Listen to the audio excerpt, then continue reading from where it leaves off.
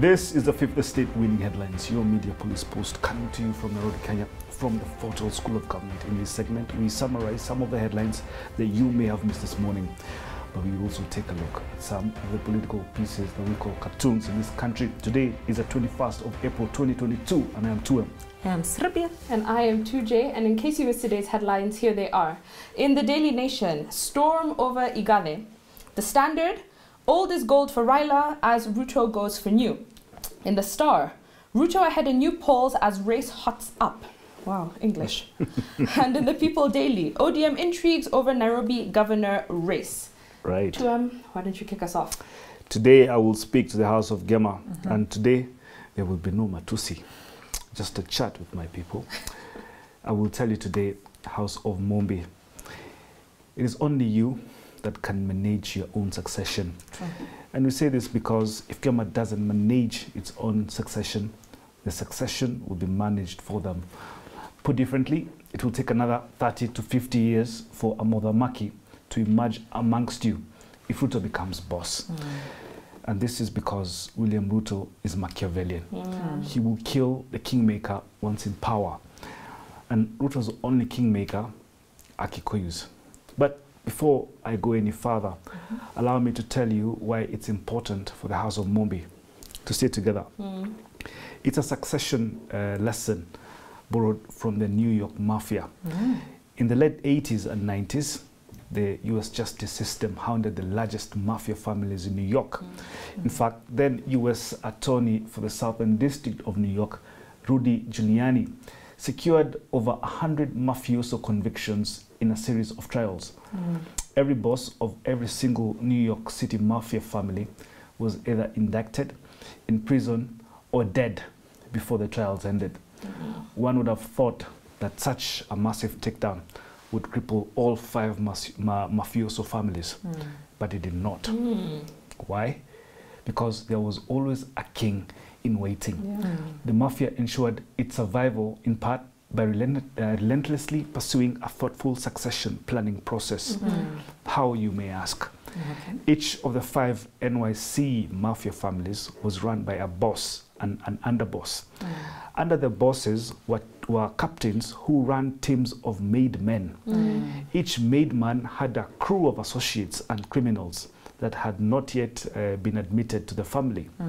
These crews specialized in all manner of vices, to gambling, loan sharking, prostitution, union corruption, hijacking, and so forth.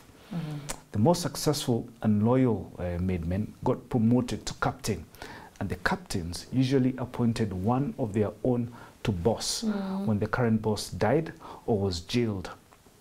It was a true meritocracy where only successful and loyal made men moved up.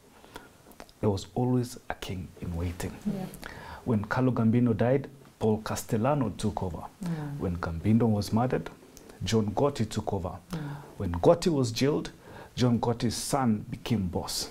There was never a vacuum. What's my point here?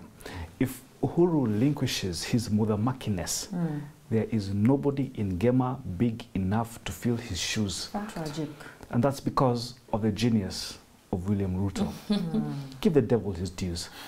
In 2017, he cleverly tinkered with Gema succession plans in order to ease his path to the presidency. He knew if there was a wrong Gema, if there was a strong Gema made man, a successor to Uhuru Kenyatta, he would never have been able to conquer Gema. But that's not all. He also knows that should you KIKUYUS put him in power, he must fix you. And he will do it because he knows all kingmakers have the powers to install powers and install and uninstall powers. Take it or leave it. Oh, wow. Hope you have had. Now I want to ask, has it crossed anyone's mind that Uhuru Kenyatta lured William Ruto into Gema as a way to distract him? Robert Greene tells us that people can only focus on one thing at a time. So while Mr. Ruto has been busy flirting with central Kenya, who was left to protect his stronghold? In history, this type of deception was executed perfectly in the 1920s by a young man called Haile Selassie. Yes. So he was about to proclaim himself as the leader of Ethiopia. having unified the country for the first time in decades. Right. Most of his rivals could not understand how this quiet man had been able to take control. Yet in 1927, Selassie summoned regional leaders one at a time to come to Addis to declare their loyalty and recognize him as leader. Some hurried, some hesitated, but only one man, Dejazmak Balcha, defied Selassie totally. Love it. So this Balcha man was a great warrior. Yes. And he considered Selassie weak and unworthy. But eventually, Selassie commanded Balcha to come to the capital. Yes. So Balcha agreed, but on one condition. Yes. He would come to Addis with an army of 10,000 men. So he stationed his army outside the capital, waiting until Selassie invited him to attend a banquet. Right. But Balcha, no fool, knew history. Correct. He knew that previous kings and lords of Ethiopia had used banquets as traps. Yes. Once he was there and full of drink, Selassie would have arrested him or murdered him. Yes. So Balcha agreed again, only to go if he could bring 600 of his best soldiers into the city. Yes. And to his surprise, Selassie agreed. Hey. So when they arrived at the palace, Selassie was charming. Yes. He deferred to Balcha, treated him as though he desperately needed his approval and cooperation. So it seemed to Balcha that Selassie was scared, intimidated by this great warrior who could not be outwitted. Yeah. So sensing the change, Balcha believed that he was in charge. So at the end of the meal, Balcha and his soldiers returned back to their camp with plans to storm the capital in just a few weeks. Right. But as Balcha came in sight of his camp, he saw something that was terribly wrong. Where there had been colorful tents stretching as far as the eye could see, now there was nothing, only smoke. Balcha had come to learn that during the banquet, a large army sent by Selassie had snuck up on his camp and destroyed it. Oh. Realizing his danger, Balcha tried to flee, Yes. but he was surrounded. Yes. Like a chess player, Selassie had predicted Balcha's every move and checkmated him. Yes. For the first time in his life, Balcha surrendered to repent his sins of pride and ambition, and he agreed to enter a monastery. Yes. So my question, is this the playbook that Uhuru Kenyatta is reading from? Oh. That deception is always the best strategy. William Ruto was lured into Gema and foolishly thought it was his for the taking. And in the process, he underestimated his boss and lost sight of what was happening beyond the mountain. Oh, beautiful. And we only need to look at last week's shambolic Yes. UDA nominations. Absolutely. That's true. William Ruto allowed himself to be distracted by Central Kenya, Yes. that he even sent little Onesimus Murkomen to handhold the M.o.U nominations. Meanwhile, his own backyard, his stronghold, was falling. Yeah. This was just a trial for August 9th. The biggest mistake Bachla and Mr. Ruto made was underestimating their opponent. Throughout Selassie's long reign, no one could figure him out. Never angry or impatient, he lured his victims in with charm and flattery before he attacked. And that is Uhuru Kenyatta for you. Maybe the same fate will befall Mr. Ruto. Yeah. And like Bachla, after he's forced to surrender and repent his sins, he will agree to retreat to a Freemason monastery. Oh my goodness. Whoa. Balcha, Haile Selassie, what a captivating story. So today I'm going to talk about the Jane Kihara effect and the power of one vote. In Naivasha last week, during party nominations, John Kihagi beat the incumbent Naivasha MP Jane Kihara. The results were disputed, and in a twist of events stranger than fiction, it was announced that Jane, not John, had won. And get this, by a margin of just one vote. Jane Kihara had received 9,904 votes, while John Kihagi got 9,903 votes. But it is much more complex than that. Yeah. The one vote that turned the tide in Jane Kihara's favor will cost Ruto bigly. Yes. Before nominations, we can assume, based on the total tally of votes, that UDA had 19,807 votes. Yes. In the first round, the People's Choice won. Yes. But because Ruto is used to planting togeges, the results were then revised. Everyone that voted for John Kehagi, all those 9,903 people, now no longer trust the Hustler Nation. This means that they no longer trust UDA and no longer trust Ruto. This takes Ruto's barrel of votes down by over 9,000 votes. Yeah. All because Jane Kihara won by one vote. So with this in mind, what does one vote mean? Yes. Perhaps this can best be explained by the book The Power of Small by Aislinn Leonard. Yes. In this book, Leonard tells us that sometimes it's the smallest change that turns the tide. Yes. And that we should focus on these small changes rather than attempting a huge change all at once. Very clever. This is because whereas big changes might get us going, they quickly crash and burn. Yeah. Yes. So the 2022 elections will not be decided solely by mammoth crowds and popular opinion in bars or social media. The small steps sometimes even are subtle, which are subtle, are the answer. They are effective and lead to transformation. And that is why we have seen the power of one vote when the People's Choice in Naivasha became a victim of theft. We have seen that a single vote can completely change the tide of an election. And that is why we are baffled when we hear UDA minions purport that Uhuru's one vote is useless. Yet, this is not true.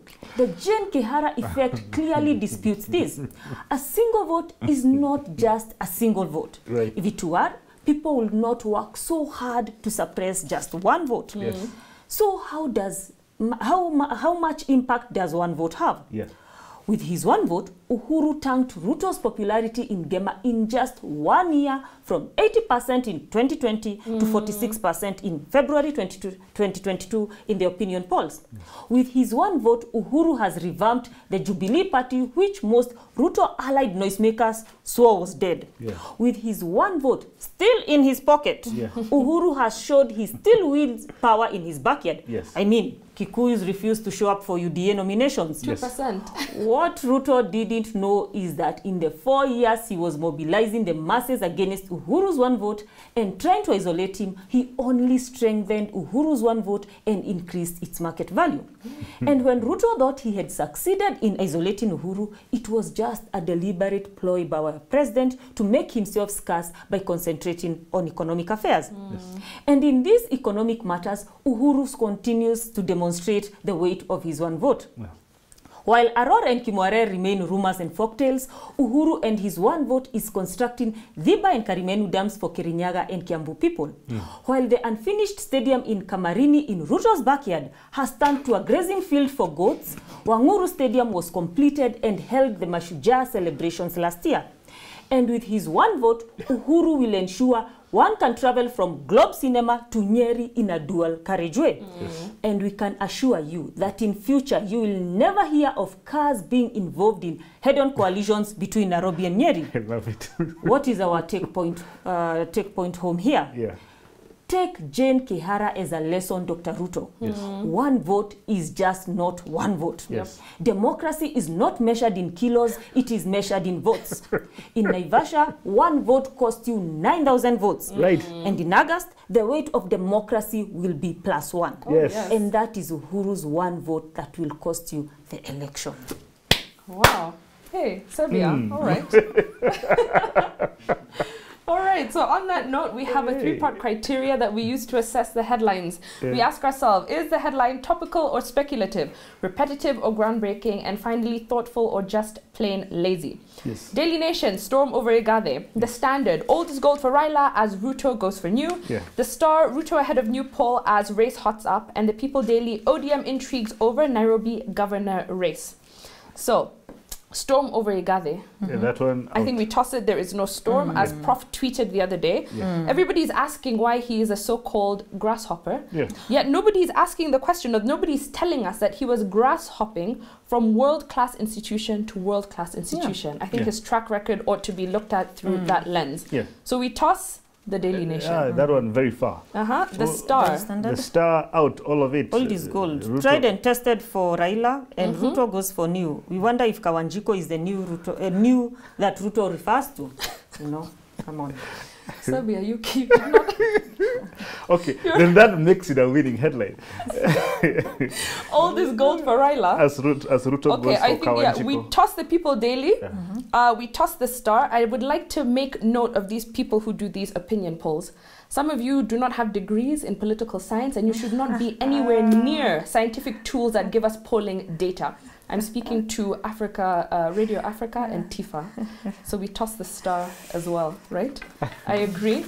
The Standard gives us our winning headline. Old is gold for Raila as Ruto goes for new. Yeah.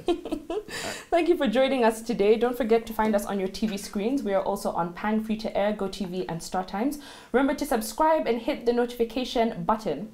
The president told us, I believe it was yesterday, that Kenya needs problem solvers, not problem talkers. Yes. And so in the words of Jeff Bezos, I think that we are stubborn on vision and flexible on details. Kenyans, wake up. Love it. Don't forget to tune in to Damaging Ignorance this Sunday with Professor Mutahi Nguni and the boys. Have a lovely evening. We will see you this weekend. God bless.